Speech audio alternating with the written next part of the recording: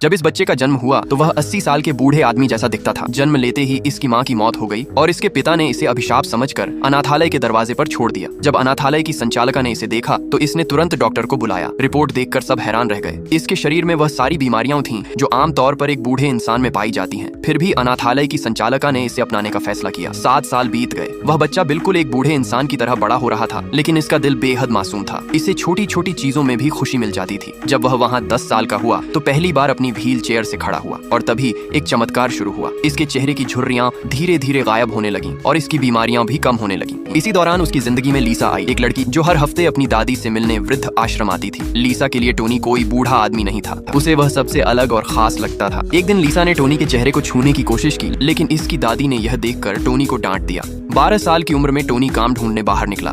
एक कप्तान किसी को काम पर रखना चाहता था, लेकिन जहां सबने मना कर दिया वहीं टोनी ने हिम्मत दिखाते हुए अपना हाथ उठा दिया। 2 साल बाद जब वह वापस लौटा तो पहले से भी ज्यादा जवान दिख रहा था। अब लीसा भी एक खूबसूरत लड़की बन चुकी थी। जब टोनी 17 साल का हुआ तो खबर आई कि लीसा की दादी की मौत हो गई है। पहली बार टोनी ने किसी अपने को खोने का दर्द महसूस किया। 20 साल की उम्र में इसने अपना बैग पैक किया और दुनिया देखने निकल पड़ा। इसकी माँ की आंखों में आंसू थे और लीसा ने कहा, जहाँ भी जाओ हमें तस्वीरें भेजना मत भूलना। टोनी हर जगह से इसे तस्वीरें भेजता रहा। अब लीसा भी 20 साल की जवान लड़की बन चुकी थी। फिर दूसरी विश्व युद्ध शुरू हो गया और टोनी भी युद्ध में शामिल हो गया। सभी सैनिक मारे गए, लेकिन टोनी जिंदा बच गया। जब वह वापस लौटा तो इसकी माँ भी इसे पहचान नहीं पाई। वह पहले से भी ज्यादा जवान दिख रहा था। जब लीसा इससे मिलने आई तो इसके मुंह से बस एक ही बात निकली, टोनी क्या यह सच में तुम हो? अगले ही दिन इसका पिता इससे मिलने आया। इसने कहा, मैंने तुम्हें छोड़ दिया था, लेकिन अब अपनी सारी संपत्ति तुम्हारे नाम कर रहा हूँ। टोनी ने अपने बूढ़े पिता की पूरी देखभाल की। अब तक टोनी एक 25 साल का बेहद हैंडसम नौजवान बन चुका था।